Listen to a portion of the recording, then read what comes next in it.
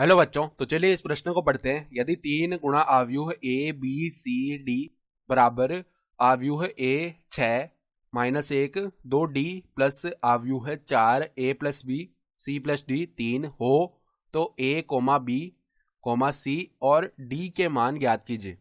तो यहाँ पे देखो हमें ए बी सी और डी के मान बताने हैं। तो प्रश्न में आगे बढ़ने से पहले इस प्रश्न से संबंधित जो मुख्य अवधारणा है उसकी हम चर्चा कर लेते हैं। तो देखो मुख्य अवधारणा क्या हो जाएगी।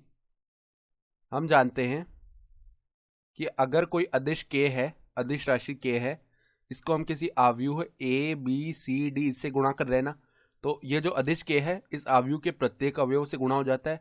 तो यहाँ पर क्या आ जाता है k a k b k c k d। सही है। तो अब देखो सबसे पहले तीन यहाँ पे गुणा है ना, तो तीन अंदर प्रत्येक अवयव से गुणा होगा। तो इसे हम क्या लिख सकते हैं, 3a 3b 3c 3d।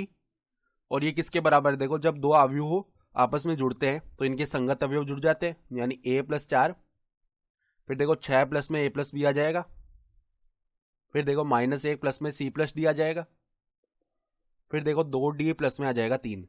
तो अब अगर ये दोनों अवयव आपस में बराबर हैं तो इनके संगत अवयव भी बराबर होंगे, यानी 3a बराबर होगा a प्लस 4 के। तो यहां से 2a का मान आ जाएगा 4, तो a का मान आ जाएगा 2। ठीक है।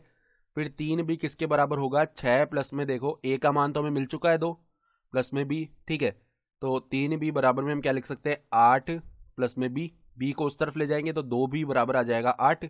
तो b का मान भी क्या आ जाएगा, 4 आ जाएगा ना। सही है। फिर देखो यहाँ से d वाले पदों की तुलना करें तो 3d का मान 2d प्लस में 3 के बराबर आएगा। तो यहाँ से देखो 2d उस तरफ गया तो 3d माइनस 2d हो गया, d बराबर में आ गया 3। सही है। फिर c वाले पदों की तुलना करें तो 3c का मान आएगा -1 प्लस में c, और d का मान क्या है 3 है, तो प्लस में 3। तो यहाँ से देखो c को उस तरफ भेजेंगे तो 2c का मान क्या आ जाएगा, 3 माइनस 1 यानी कि 2, यानी c का मान आ जाएगा 1। तो देखो हमारे पास a का मान आया 2, b का मान आ गया 4, c का मान आ गया 1 और d का मान आ गया 3। और यही हमारे क्या हो जाएंगे, उत्तर भी हो जाएंगे। सही है। तो आशा करता हूँ कि आपको ये प्रश्न समझ में आया होगा। धन्यवाद।